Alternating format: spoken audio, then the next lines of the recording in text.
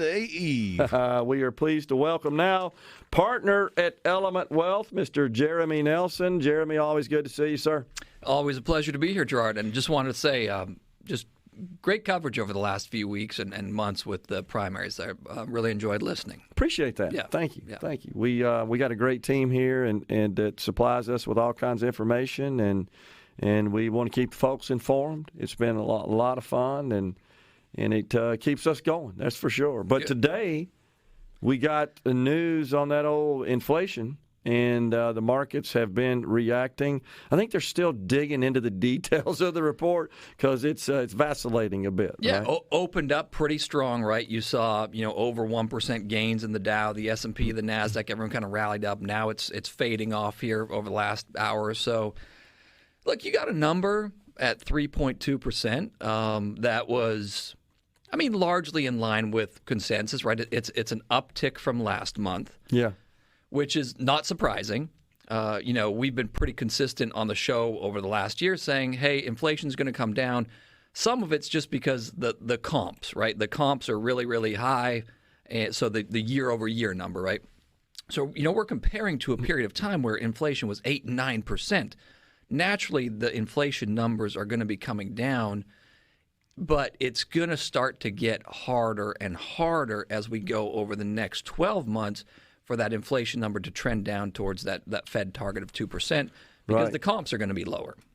Yeah, and so, but we had a kind of a mixed report, right? Because we had a year over year that was slightly up. Yep. But we had a month to month that was slightly down. Yep. In both cases, it was insignificant. And the market goes crazy. 0.1. Oh my gosh, Well, and that's what you see, right?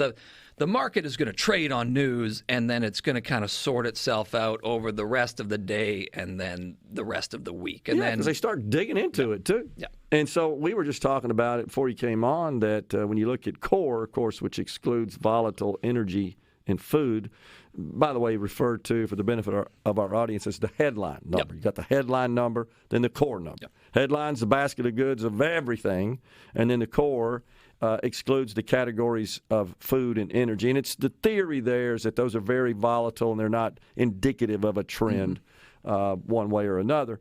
But shelter is included in the core. Yes. And that is still a problem. We don't have supply. We're not going to fix the inflation in shelter until we get more supply of housing. That is absolutely key, and there's going to be continued pressure there because you're starting to see household formation amongst millennials, right? It was really, really delayed. COVID kind of pushed people out of the cities and into the suburbs, and we talked about this. We said, look, eventually the millennials are going to have kids. Right? They're just doing it a little bit later.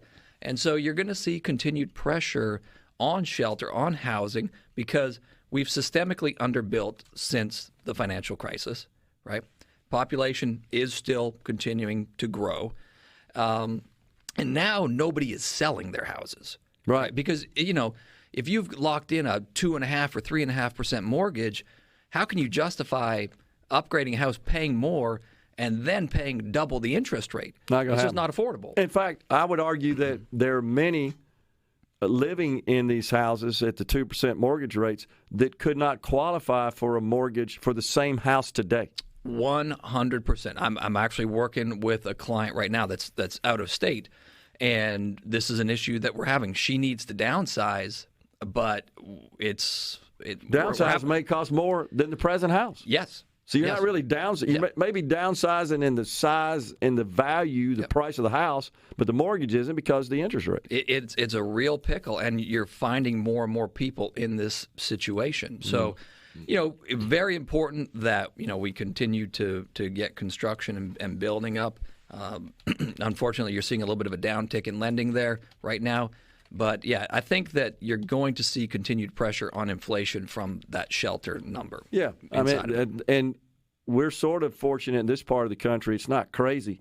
But there are a lot of parts of the country that have just priced out the vast majority of home buyers. Look, that's why you're seeing a lot of influx of people into, southern states. Yep. Because it's more affordable to live here. But besides the cost of housing and just the overall cost of commodities to live, You've got the tax environment, especially the property tax. That doesn't come up a lot, but you're from Canada. You know a little bit about our bordering states up there in New York and Michigan and so forth, New Jersey, that Northeast. It is insane how expensive property taxes are. I've got clients in New York State. I've got clients in New Jersey, clients in California. It's nuts. And it's crazy when we run financial plans because our system picks up their state taxes, and then we put, right? And so we're looking at what the difference in their taxes are at similar income rates to our clients here in Mississippi in retirement.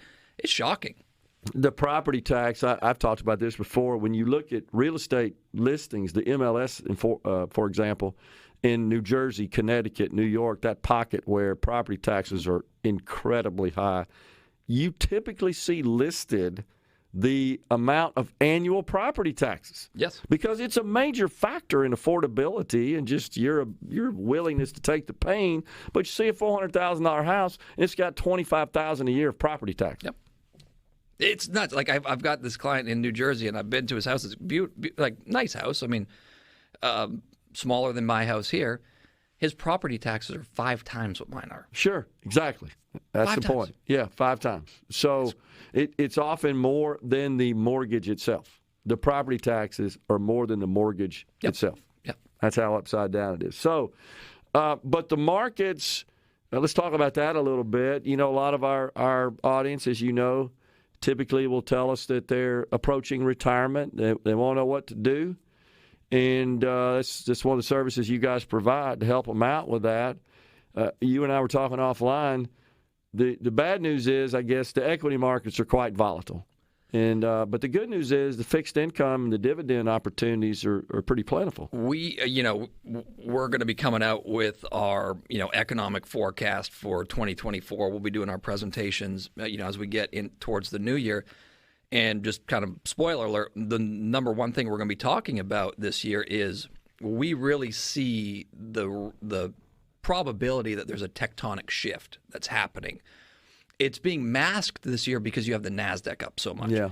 But if you actually go back and you look at like high dividend ETFs from the beginning of 2022 to today, they're flat on the year, but they're still ahead of where you would have been if you invested in the NASDAQ. I got you. And a lot of people don't. When I show people that, they're like, really? And, it's fact. So we think that finding, profitable companies that pay dividends and, you're talking about high dividend paying stocks trading at 12 and 13 times earnings on average instead of 24, the broad market, growth stocks, pushing up around 30 times earnings.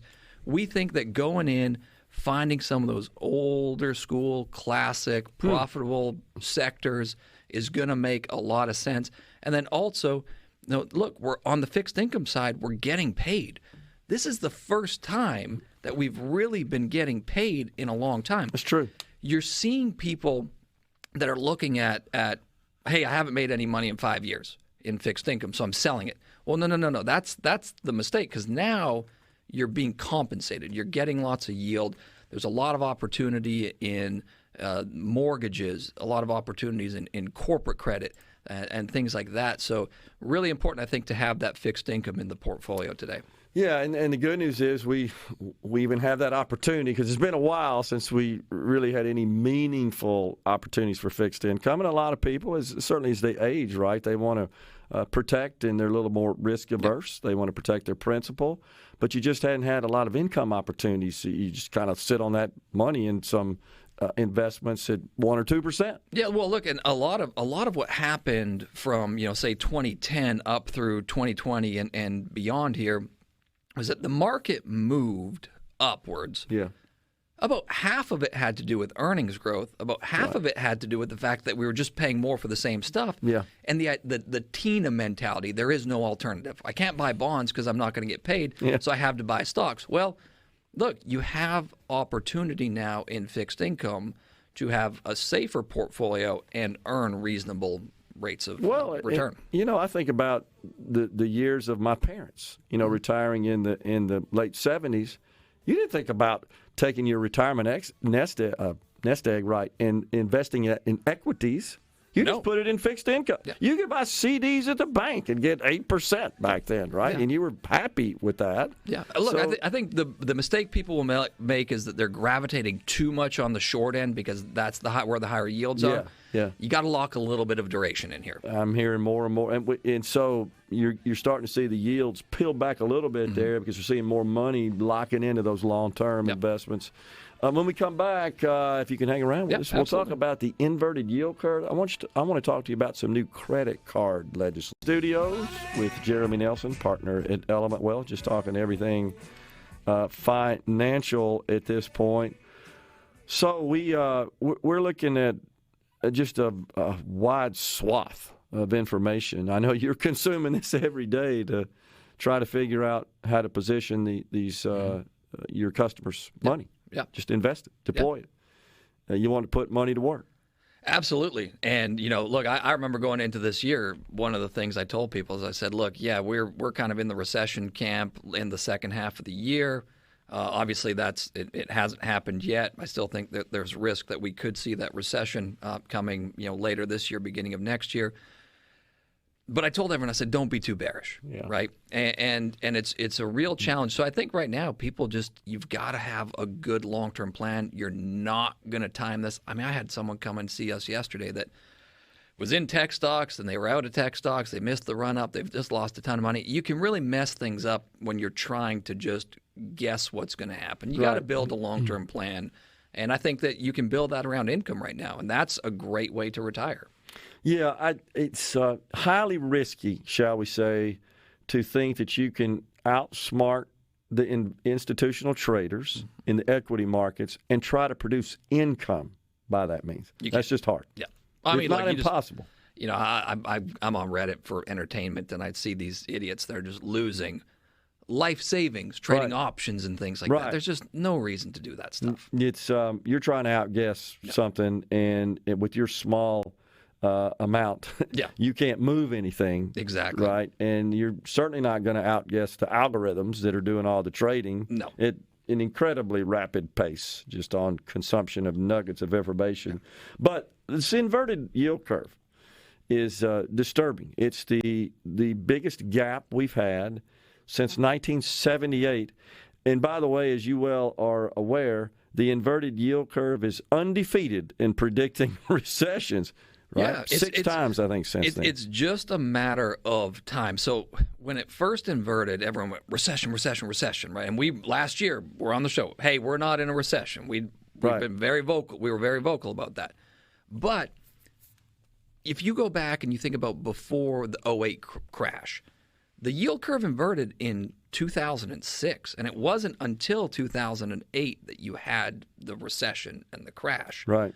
So it is undefeated. It is something that I look at, and it does concern me in a very significant manner. And I think that's why people need to keep risk in check. Yeah, timing is the difficult part of that, right? Yeah. He said, okay, this indicates it's undefeated, but we don't know if that's next quarter, next year, 2 years from now. And we should also explain for our audience what the inverted yield curve is. Yeah, so it just means that short-term interest rates are higher than long-term interest rates, right? So we all know that, the Fed funds rate is above 5% now, and you've got a 10-year Treasury today at like 4.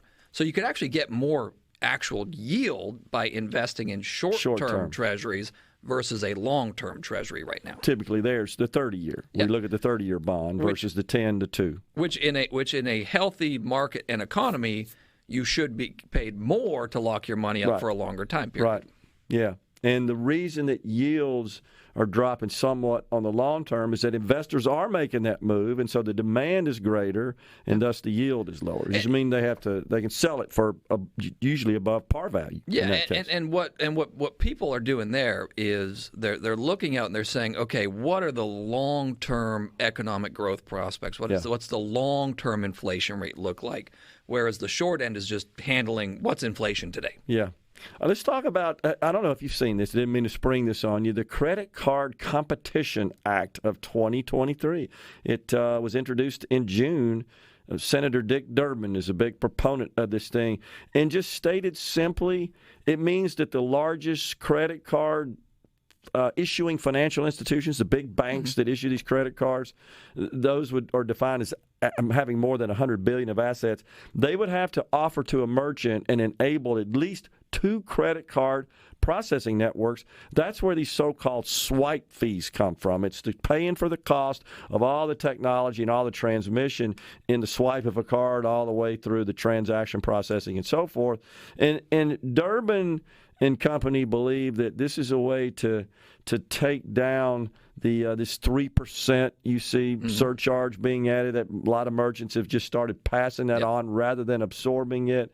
He believes that, but the credit card companies have come out and said, okay, guys, if you put this into law, then, these cashback rewards and all these points and stuff, these perks you get for swiping, going away. Gone. Don't they get that? Look, the credit card companies have to make money in order to provide the service. There's money involved in doing all that processing. It's not just air. Yeah. Look, there's always going to be, financial institutions are always going to find a way around things to make money. Yeah. Right? You're just not going to get ahead of that. Short of it being a nationalized bank like we see in Venezuela, for example. Yeah, exactly. You see Italy, what they imposed on the banks over there? I did see that. Yes. Windfall profits on interest. How bizarre is that? It's absolutely bizarre. And you would think, we talked about this on the show maybe 4 months ago. One of the great things about our country is the banking system, right? And you would think that these other countries would see that a strong banking system and credit creation is good for the economy, and they're just kicking the banks in the teeth. Inserting government in it, which is the worst thing you could do. It absolutely is the worst thing. I believe it was the brainchild, if I'm recalling this from my many money and banking courses, of Thomas Jefferson. I think he largely was the brains behind the American banking system, the financial system. And it is one of the things that makes our economy the most vibrant, developed nation in the world. I think we as just average Americans discount the value of that. I don't think that it's something that the average American thinks about on a daily basis, right? Agree. And doesn't quite understand how fortunate we are here. I agree. Yes. And then let's think about the institutional investment community that handles capital where the banks fall short. I personally experienced that. You go to the private equity world, and they have credit facilities. Besides just making equity investments, you're going to pay through the nose, but you know what? They're taking unbelievable risk that the banks cannot. Well, you're seeing a massive, massive explosion. I get emails, every single day about private credit and private credit opportunities. We do use some of it. We use what we think is the best sponsor out there. Okay. But you got to be real careful because, again, they are taking on a risk that the banks are no longer willing to take. I agree. By the way, one of your colleagues says it was Hamilton. I got the wrong founder. Okay. I knew it was one of those guys had devised all that. And actually saw some of the original writings when I was studying that stuff at college. It's fascinating. Interesting. Yeah, Jefferson was in favor of state banks. Yeah, more national. Central bank. That's what I got wrong, so I apologize for that. But incredible when you think about how could you have the wisdom and the vision for that? Today we just, that's the way it works. But when there's nothing, who comes up with that? You got to be pretty smart. I go back. When you think about the people who founded and formed, what America is today, decades ago and centuries ago even, right? Right. It's pretty incredible to see the foresight that they had. Unbelievable. Yeah. And we seem to be working overtime to get rid of all that. Exactly. To abolish everything they came up with. Yeah. Kind of sad. We saw Joe Biden, we touched on this earlier, was in New Mexico earlier and said, we're getting rid of that fossil fuels. We're killing the whole dang industry. We're not going to be using it. That is his goal, wants 67% of the vehicles on the road in 2023 to be EVs. It's just not practical.